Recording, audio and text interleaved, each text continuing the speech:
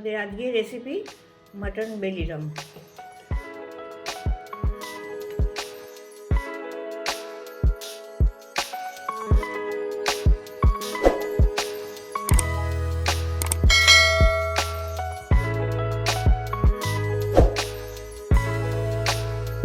Mutton বেলিরাম বানাতে গেলে প্রথমে মাংসটাকে আগে ম্যারিনেট করে নিচ্ছি।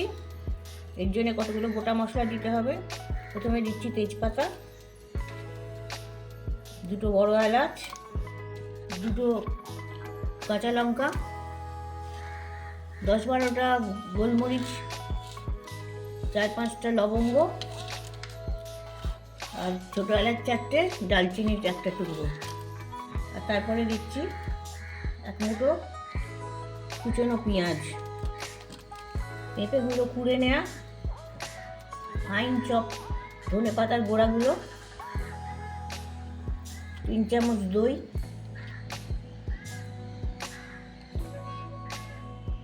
3 চামচ আদা রসুন বাটা,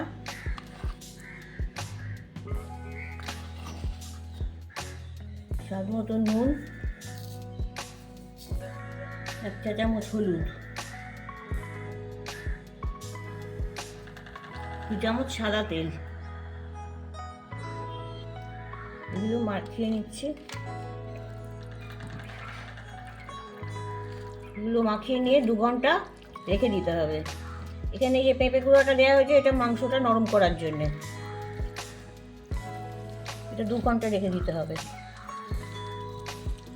মটন বেলিরাম রান্নার জন্যে ওভেনে কড়া বসিয়েছি। কড়াটা গরম হয়ে গেছে। এটা আমি 100 গ্রাম ভালো ঘি দিয়ে দিচ্ছি। পুরো রান্নাটাই ঘিতে হবে। ঘিটা গরম হয়ে গেছে। 1/2 চা চামচ জিরে ফোড়ন দিচ্ছি, আর 1/4 চা চামচ হিং দিয়ে দিচ্ছি। এখানে 500 গ্রাম পেঁয়াজ কুচনো ছিল, 1/3 দেওয়া হয়েছে ম্যারিনেট করার সময়, বাকিটা এখন দিয়ে দিচ্ছি।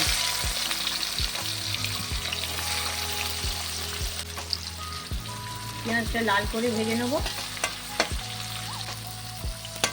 পেঁয়াজটা তাড়াতাড়ি ভাজা হবে বলে আমি সামান্য নুন দিয়ে দিচ্ছি।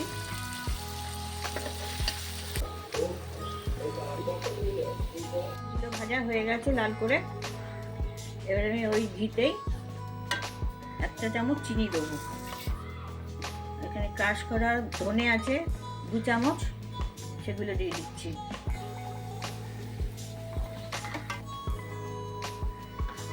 এবার মাংসটা দিয়ে দিচ্ছি।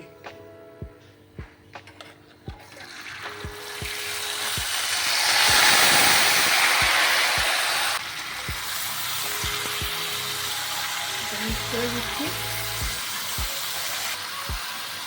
এই মশলাগুলো ম্যারিনেটের সময় দেওয়া হয়েছিল গোটা গোটা, সেগুলো এখন পেঁয়াজের সঙ্গে মাংসের সঙ্গে ভাজা হবে।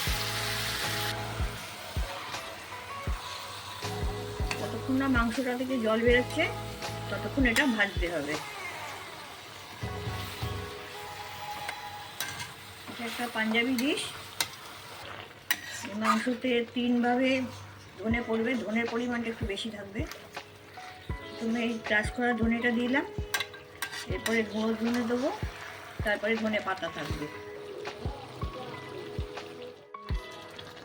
মাংসটা ভাজা হয়ে গেছে, মাংস থেকে তেল বেরিয়ে গেছে, আর রঙটাও চেঞ্জ হয়ে গেছে।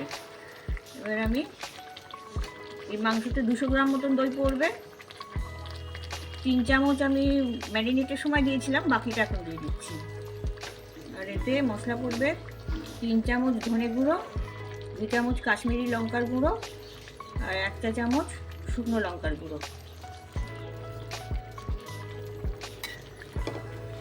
এটা নেড়ে মিশিয়ে দিচ্ছি। ওইটা যতক্ষণ না মাংসের মধ্যে মিশে যাবে ততক্ষণ এটা নাড়াচাড়া করে ভাজতে হবে।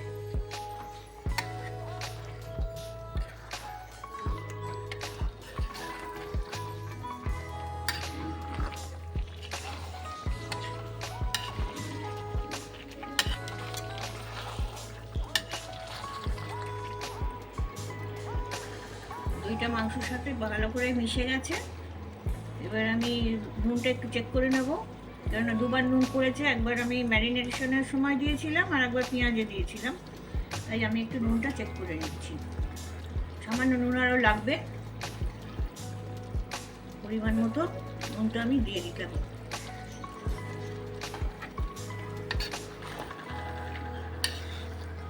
কিছুটা গরম জল করে রেখেছি, একটু গরম জল দিয়ে দিচ্ছি, মাংসটা ডুবে যায় যাতে সবটা, সেই রকম জলটা দিলাম। এটা কড়াই হবে তো, তাই একটু ফুটবে, যার জন্যে মাংসটা ডুবে যায় যাতে সেই রকম জলটা দেওয়ার দরকার। 20-25 মিনিট মতন ঢাকা দিয়ে রেখে দেবো, যাতে মাংসটা ভালোভাবে সেদ্ধ হয়। আঁচটা মিডিয়াম রাখছি। 10 মিনিট হয়ে গেছে, আমি একবার ঢাকনাটা খুললাম, মাংসগুলো একটু উল্টে পাল্টে দেবো, আর কীরকম গলেছে সেটাও একটু চেক করে নেবো। এখনো রান্নাটা আরও 15 মিনিট করতে লাগবে, আর এই সময় আমি ধনে পাতাটা দিয়ে দিচ্ছি।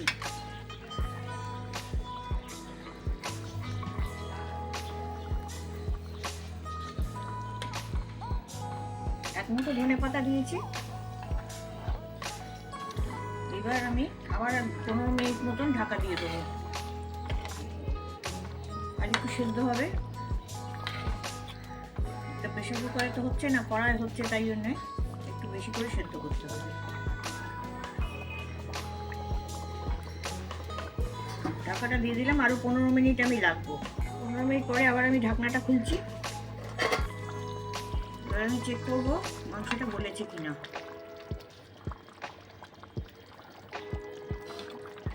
মাংসটা গলে গেছে। মাটন বেলি ডাম আমার তৈরি, গ্রেভিটা তো কমে গেছে। ভাত, রুটি, লুচি, পরোটা সব দিয়ে এটা খাওয়া যায়।